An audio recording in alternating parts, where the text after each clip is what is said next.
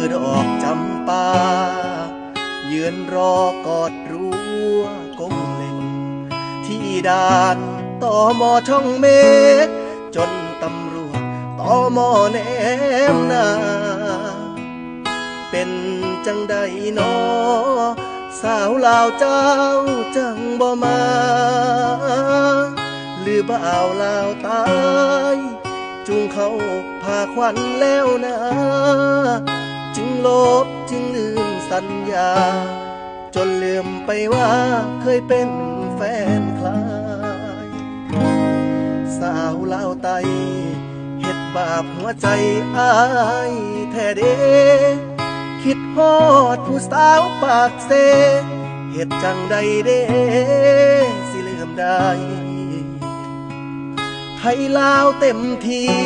เปิด AEC